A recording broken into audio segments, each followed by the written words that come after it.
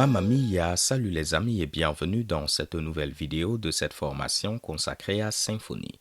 Dans cette vidéo, je vous invite à parler des prérequis que vous devez avoir pour cette formation. Symfony est un fabuleux framework et croyez-moi, je le dis avec les larmes aux yeux. Mais pour pleinement bénéficier de tout l'arsenal dont regorge Symfony, il va vous falloir avoir des connaissances de base en HTML, CSS et aussi en programmation orientée objet en PHP. Je vais donc supposer que vous êtes à l'aise à écrire du code HTML, également rajouter un peu de stylisation en CSS. Vous n'avez pas besoin d'être un expert en design, des connaissances de base en HTML, CSS feront l'affaire. Mais ce qu'il y a de très important, vous devez être à l'aise avec la programmation orientée objet en PHP. Si ce n'est pas votre cas, vous serez content de savoir que sur YouTube, j'ai eu à faire une formation entièrement gratuite dédiée à la programmation orientée objet en PHP.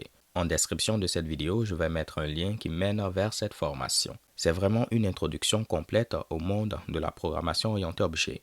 On parlera des classes, des objets. On verra ensuite comment créer une classe, comment créer un objet. Je vais introduire la notion d'interface, d'héritage, de polymorphisme, de trait, pour ne citer que ces notions-là. Et nous allons aussi parler de Composer, qui est le gestionnaire de dépendance par défaut, on va dire, au niveau de PHP. Là, je préfère être franc avec vous. C'est très important que vous soyez à l'aise avec la programmation orientée objet. Sinon, vous allez suivre cette formation et vous allez vous dire que Symfony est trop compliqué.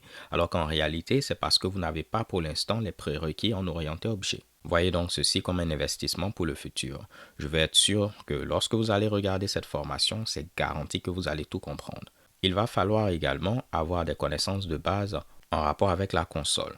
Je vais donc supposer que vous savez à quoi sert la commande cd, la commande ls ou dir. Si vous n'avez jamais utilisé la console, il existe cette vidéo entièrement gratuite sur YouTube qui vous montre comment utiliser quelques commandes de base. Donc les gars et les go, je serai là à vous attendre. Une fois que vous avez tous ces prérequis, on se donne rendez-vous à la vidéo suivante où nous allons d'ores et déjà commencer les choses sérieuses.